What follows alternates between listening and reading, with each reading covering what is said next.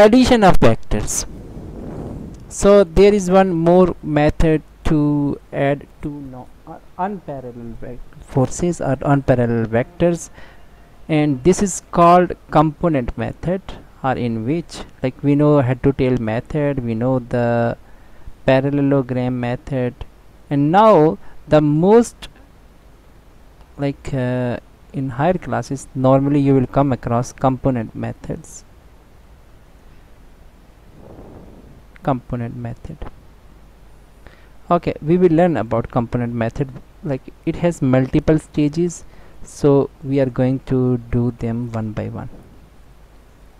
Okay, so in case of, let's assume that we have a right angle triangle,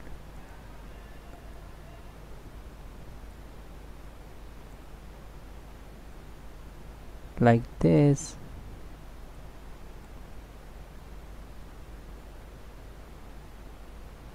Suppose this is a right angle triangle. Right angle triangle means it's one of its angle is 90 degree.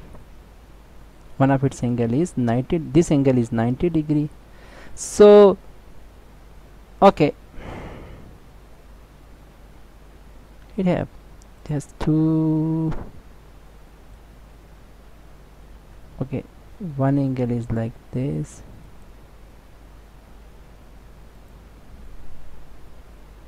one angle, this is right angle. Okay, so the side with the two angles, the side with two angle is called base. This side is known as, we will call it as a base, B for base.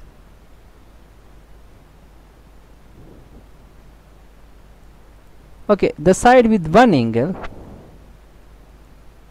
this side has only one angle, this is known as altitude.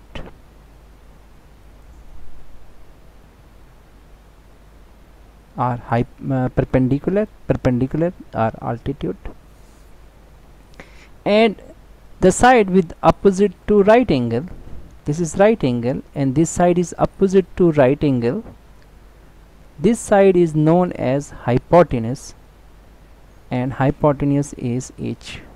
I'm gonna put h over here. So there are three sides.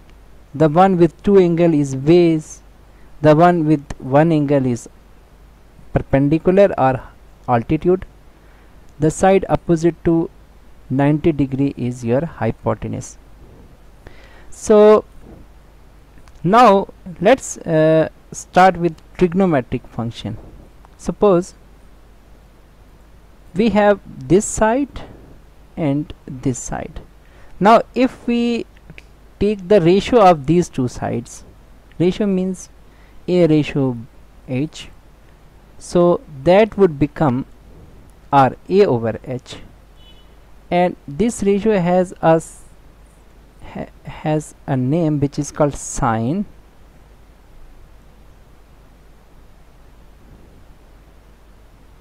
Sine, and here is a theta. I'm gonna put theta like O, and it would be equal to altitude or perpendicular over hypotenuse.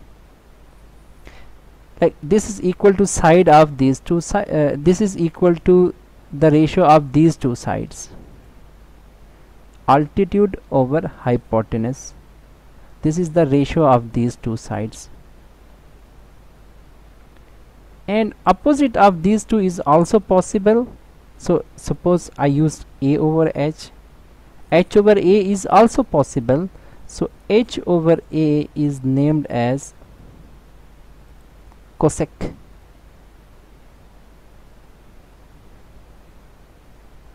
And it would be equal to h over a.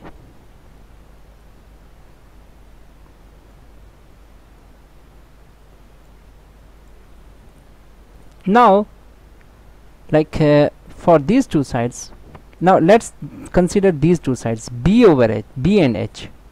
If it would take the, if I would take the ratio of these two sides, and it would become b over h. B over h is named as cosine,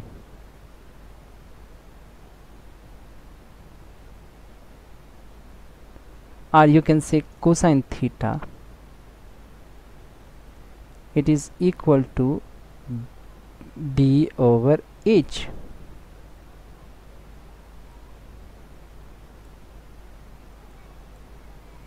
Okay, so the next ratio is like the reverse of it, like h over b. Right now we consider b over h.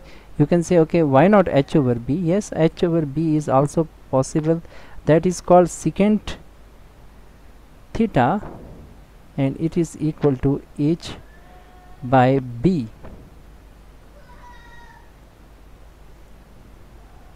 So we are done with the ratio of two different sides.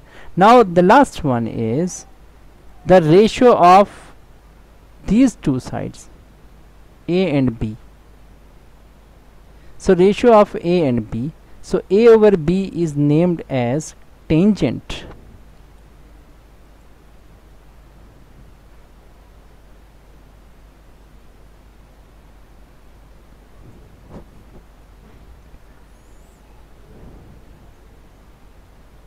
Tangent theta, which is equal to a over b, and its reciprocal means b over a have another name, and it is called, okay, one second,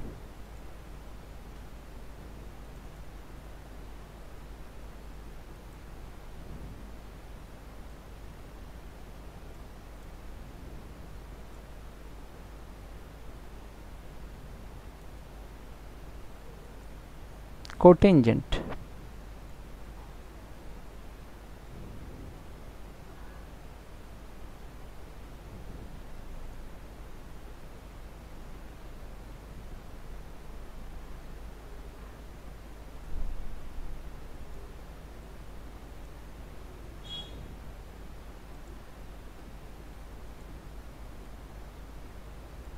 Okay, now we have taken the ratios of all sides, like this one over this one is called sine, reverse of it, oh sorry, reverse of is h over a, which is called cosecant. The ratio of this one over this one is called tangent, and reverse h over b is, oh sorry, cos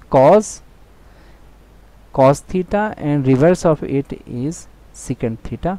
Now the ratio of these two, a and b, is called tangent, and reverse b over a is cotangent. So where is theta?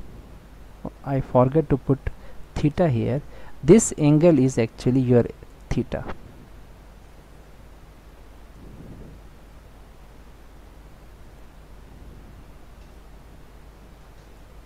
This is your theta.